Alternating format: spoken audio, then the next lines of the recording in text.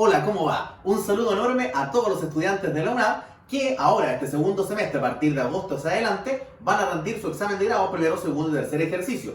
Recordemos que la UNAV ya envió un comunicado donde señaló que abrirá una fecha para que el examen de grado primero, segundo y tercer ejercicio, que debió haber sido rendido en marzo, sea rendido ahora en el segundo semestre que comienza en agosto. Le mandamos un saludo enorme de todo el equipo de Desafío Grado, porque este video va dedicado exclusivamente para ti, que eres alumno de la UNAV y debes preparar tu primer, segundo y tercer ejercicio. ¿Qué vamos a hacer hoy?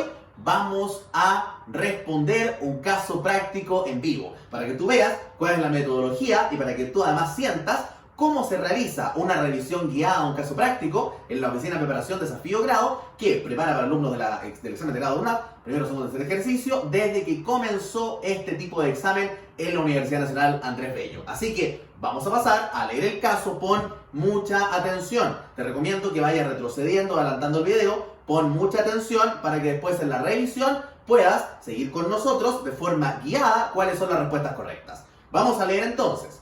Eleonor era una empresaria de gran reconocimiento a nivel nacional. Sus propiedades se extendían por todo el territorio de la República, pero lamentablemente se dedicó con ahínco a los negocios, descuidando lo que ella finalmente entendió como el bien más preciado, el amor y cercanía con sus hijos y con su marido. Eleonor falleció con fecha 26 de mayo del presente año. Muere en su casa, ubicada en la comuna de Santiago. Sus hijos, al momento de su fallecimiento, se encontraban en distintas latitudes. Francisco, un abogado reputado y director de un banco español, estaba radicado en Madrid. Margarita, una reconocida pintora, residía en Italia. Y Manuel, un enamorado de la vida, vivía de la artesanía en Orcón, la denominada Playa de los Hippies. Marcelo, el marido de Eleonor, se encontraba separado de hecho de ella y vivía incluso con otra mujer en la localidad de Concepción y tenía ya dos hijos, Flavia y Alejandra. Le sobrevivieron a Eleonor, además de sus hijos y marido, sus padres, don Jacinto y doña Ernestina, dos patrones de Fundo de la localidad de San Javier. Además, todos sus hijos ya eran a sus padres, por lo que Eleonor falleció siendo también abuela de un nieto por cada hijo. La masa hereditaria de Eleonor consistía en 25 lanchas, 3 limusinas, 48 casas y 24 departamentos, 2 resorts ubicados en Reñaca y San Alfonso del Mar, además de un pequeño club de golf de 3 hectáreas. Vale señalar que Eleonor se encontraba casada en sociedad conyugal con su marido Marcelo, y como anteriormente se señaló, nunca se separó judicialmente, tampoco se divorció ni anuló su matrimonio. Las 25 lanchas las tenía por regalo de su padre, que recibió la edad de 15 años, que le dijo que esas lanchas solo eran para ella y bajo la condición de que nadie más podía decidir qué hacer con ellas ni administrarlas. Las 3 limusinas las compró justo un día antes de casarse para sorprender a su marido, en la puerta del registro civil, luego celebrado el matrimonio. Las 48 casas fueron compradas durante su matrimonio con un dinero que Eleonor había guardado en su patrimonio propio para hacer estas compras, y los resorts fueron donados como agradecimiento al servicio de ingeniería en minas que realizó Eleonor para la minera de Chuquicamata, donde incluso descubrió una mina, lo que le valió el premio. Mina que vendió además a los dueños de la minera de Chuquicamata. Entonces, del caso debemos responder las siguientes preguntas. La primera es: las hijas de Marcelo, que son Flavia y Alejandra, con este nuevo amor con el que vive en la ciudad de Concepción, ¿pueden heredar la fortuna de Eleonor o cierta parte de ella? La primera alternativa es sí. En el caso de que Marcelo haya muerto antes, podrían concurrir mediante derecho de representación. Inmediatamente debemos descartar esta posible respuesta. ¿Por qué? Porque el derecho de representación que podría operar en este caso, siendo la causante Eleonor, siendo el representado Marcelo y la representante Flavia y Alejandra como hijas de Marcelo, es imposible que pueda tener lugar, es imposible que opere, porque el derecho de representación en él, la persona del representado solamente puede ser hijo o hermano del primer causante, y Marcelo no es hijo ni hermano de Eleonor, sino que es su cónyuge sobreviviente. Por lo tanto, la alternativa número 1 queda inmediatamente descartada. No puede operar el derecho de representación. La segunda alternativa es no tienen relación alguna con Eleonor. Podría ser, no tienen relación parental con Eleonor alguna. 3, sí, en el caso de que Eleonor haya realizado testamento, podrían llevarse toda la fortuna. Eso es imposible, porque bien sabemos que ante la respuesta de se puede suceder toda la masa hereditaria del causante por testamento, es decir, existe libre disposición en un 100% por parte de la persona del testador de sus bienes, y la respuesta es depende. ¿Y de qué depende? De si existe o no una total libertad para testar, de si existen o no herederos forzosos. Y precisamente los herederos forzosos son los legitimarios, que son los hijos personalmente representados, el cónyuge sobreviviente o conviviente civil sobreviviente y los ascendientes. Por lo tanto, acá existen hijos, además existe también cónyuge sobreviviente, por lo tanto es imposible, aunque se haya hecho testamento, que se disponga el 100% de los bienes. Lo más o el máximo que se podría haber sucedido por testamento, en este caso por Flavia o Alejandra, sería un cuarto que se denomina la cuarta de libre disposición. La respuesta eventual 4 es sí, mediante derecho de transmisión, si es que Marcelo fallece antes de aceptar o repudiar. Esta sería la respuesta correcta, porque Flavia y Alejandra, en principio, como decía la alternativa número 2, no tiene ningún tipo de parentesco con Eleonor. Pero, si es que Marcelo, antes de aceptar o repudiar, y habiéndose producido la delación de la asignación, en lo que le corresponde como marido o cónyuge sobreviviente de Eleonor, lamentablemente fallece, habiendo incorporado a su patrimonio el derecho de aceptar o repudiar, pero antes de hacerlo muere, entendemos que se puede producir acá el derecho de representación, perdón, de transmisión. Y por lo tanto, Flavia y Alejandra, que en este caso es en las veces de transmitido, si es que son capaces, dignas y aceptan la sucesión a título universal de Marcelo, que es el marido, podrían entonces terminar aceptando o repudiando la fortuna o parte de la fortuna de Eleonor. Luego de esto, vamos a la pregunta número 2, que plantea, ¿a qué haber de la sociedad conyugal entran los resorts de Eleonor?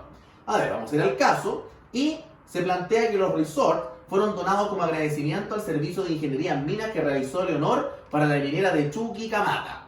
A ver, vamos a entender de que aquí estamos en presencia de un bien inmueble que entró a la sociedad conyugal, estando esta vigente, a título gratuito, puesto que corresponde a una donación, corresponde a un regalo que se le realizó. Pero hay que tomar en consideración que al haber absoluto entran todas las donaciones remuneratorias, muebles o inmuebles por servicios que dan acción.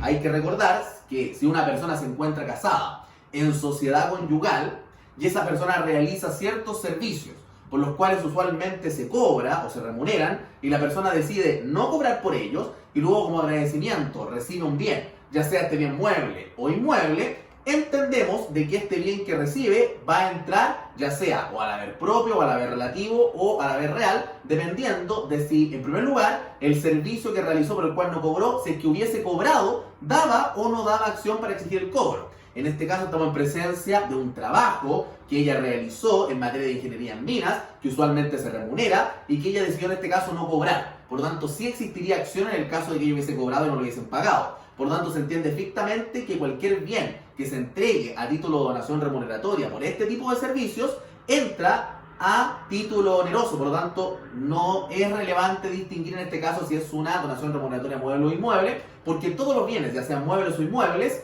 que entran a título oneroso durante la vigencia de la sociedad conyugal, entran a la vez real o absoluto. Por lo tanto, la respuesta correcta en la alternativa, en la pregunta número 2, es precisamente que entran a el haber social, porque es una donación remuneratoria cuyo trabajo da acción, y por lo tanto se entiende que se adquiere a título oneroso y pasa al haber real. ¿Cuáles eran las otras alternativas? Para que revisemos el caso. La alternativa A planteaba que al haber propio de Eleonor, porque eso hubiera adquirido a título gratuito durante la vigencia de la sociedad conyugal. Podría haber sido, porque realmente fue adquirido a título gratuito, pero como fue por un servicio, se entiende que es una donación remuneratoria, y como el servicio daba acción, se entiende estrictamente que entra a título oneroso, por lo tanto hay que descartar la alternativa A. En cuanto a la alternativa B, que plantea, al haber social, las minas descubiertas por uno o ambos cónyuges y sus productos entran al haber real o absoluto. No puede ser tampoco la alternativa B, porque aquí no estamos preguntando respecto a la mina descubierta, sino que estamos preguntando por los dos resorts que se entregaron a título de agradecimiento y donación remuneratoria. Luego la alternativa C plantea que al haber social, la parte del tesoro que le corresponde al descubridor entra al haber relativo. No estamos preguntando por un tesoro, estamos preguntando por la donación remuneratoria. La alternativa D era la correcta, la repetimos, es al haber social, es una donación remuneratoria cuyo trabajo daba acción y por lo tanto se entiende que se adquiere a título oneroso y pasa al haber real. La alternativa E planteaba que al haber social es una donación remuneratoria cuyo trabajo da acción, por lo tanto se entiende adquirir a título gratuito y pasa al haber relativo. No, pues se entiende adquirir a título oneroso cuando es servicio de acción. Y la F dice que al reservado de la mujer, puesto que se adquirió como producto un trabajo remunerado y separado del marido. En este caso, entonces, entendemos que es una donación remuneratoria. ¿Bien? Por lo tanto, descartamos la alternativa F. La pregunta número 3 plantea, en el caso de haber testamento, ¿cómo suceden los herederos? Primero se plantea que A, los hijos excluyen a todos.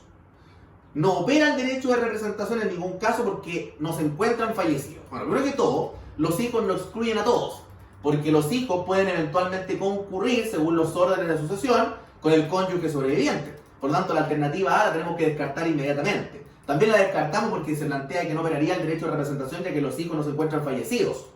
Y no necesariamente el representado en el derecho de representación requiere fallecer, sino que puede faltar porque, por ejemplo, es repudiado o, por ejemplo, es indigno, etc. B, dice, los hijos concurren con el cónyuge, no opera la representación porque los hijos no han fallecido. Ok, los hijos sí concurren con el cónyuge, pero la representación puede operar aun cuando los hijos no hayan fallecido, lo acabamos de decir, por lo tanto también descartamos la alternativa B. C, el cónyuge excluye a todos, ya sabemos que el cónyuge concurre con los hijos. La alternativa D plantea que los ascendientes concurren con los hijos, lo cual es falso, puesto que los hijos concurren con el cónyuge si es que existe cónyuge. Tampoco pueden concurrir los ascendientes con los hijos. En el caso de que no exista cónyuge e hijos y ascendientes, los hijos excluirán a los ascendientes según el orden de sucesión. La E plantea que concurre el cónyuge con los hijos en partes iguales. El derecho de representación podría operar aunque los hijos no hayan fallecido. Bien, el derecho de representación sí puede operar aunque los hijos no hayan fallecido, pero el cónyuge no concurre con los hijos en partes iguales. El cónyuge concurre en el doble de lo que le corresponde a cada hijo individualmente considerado según lo que plantean los órdenes de sucesión en la ley. Por lo tanto, la alternativa correcta es ninguna de las anteriores, alternativa F. ¿En qué haber entran las 48 casas compradas por Eleonor? A ver, las 48 casas, volvamos al caso, fueron compradas durante su matrimonio con un dinero que Eleonor había guardado en su propio patrimonio para hacer estas compras. Y recordemos que estaba casada en sociedad conyugal. Por lo tanto, cuando nos preguntan en qué haber entran las 48 casas compradas por Eleonor, debemos suponer, por lo tanto, de que estos bienes, fueron comprados con un dinero que tenía Eleonor antes de contraer el matrimonio y que debían haber entrado al haber relativo aparente, pero que ella hizo entrar al haber propio tal como plantea el caso. Por lo tanto, operó ahí, en ese caso, entonces, en este caso operó una separación parcial de bienes, es decir, por capitulaciones matrimoniales celebradas con anterioridad al matrimonio, se separaron entonces estos bienes de su entrada al haber relativo o aparente para hacerlos entrar al haber propio, ¿cierto? Y con ese haber propio se compró entonces estas 48 casas. Por lo tanto, si este valor sirvió para comprar las 48 casas, existiría entonces una proporcionalidad y por lo tanto, en este caso, existiría una subrogación entonces de estos inmuebles a los valores con los que se compraron los mismos. Por lo tanto, aquí entendemos de que las 48 casas entrarían al haber propio de Eleonor como un inmueble subrogado al valor. Vamos a la alternativa. La A plantea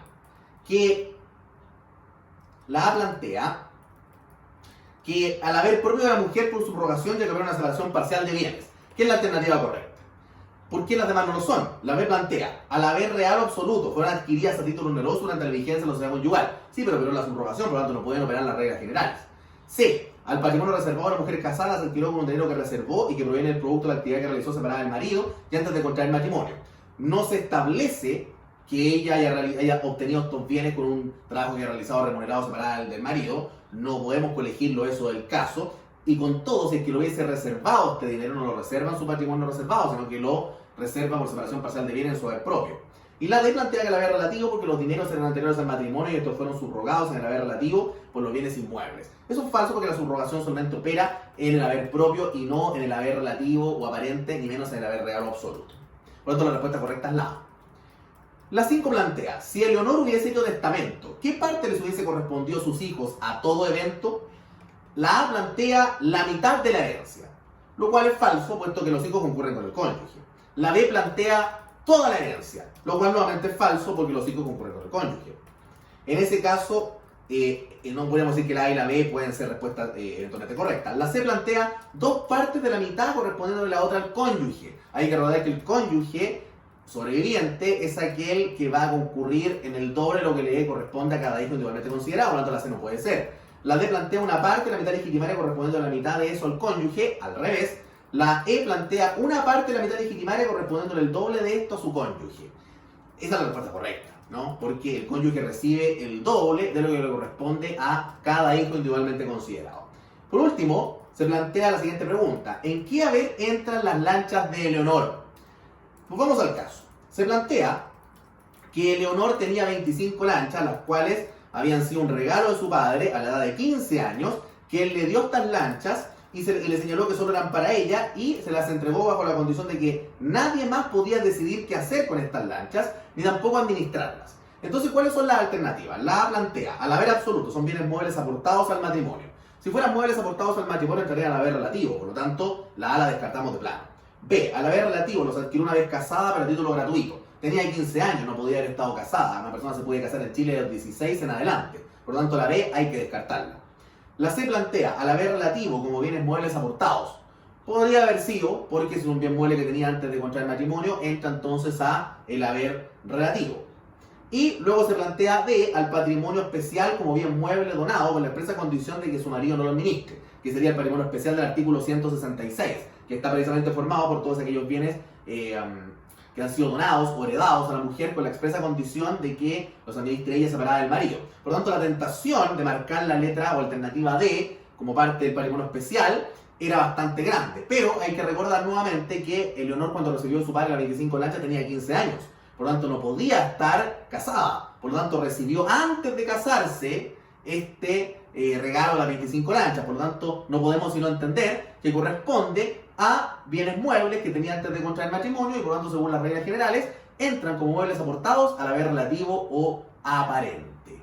Por lo tanto, con esto hemos hecho entonces el análisis de este caso y han podido ver ustedes cómo se realiza, más o menos, muy a grosso modo, una revisión guiada de un caso práctico. Obviamente que los casos prácticos son mucho más complejos, inclusive las revisiones guiadas que demoran más o menos 60 minutos, ¿cierto? O existen 60 minutos íntegros para poder realizarlas, porque hay que además agregar las preguntas que tenían ustedes. Así que, si tienes preguntas o quieres tener este caso, lo quieres también resolver tú, por favor, escríbenos a contacto@desafiogrado.cl o si quieres consultar con nuestro plan de preparación, quieres tomar un plan de preparación para preparar el primero, segundo, tercer ejercicio del examen de grado de la UNAP, tenemos cupos abiertos, tenemos cupos disponibles. Así que escríbenos a contacto@desafiogrado.cl o escríbenos un WhatsApp al más 569-819-409-59 y juntos vamos a superar esta meta.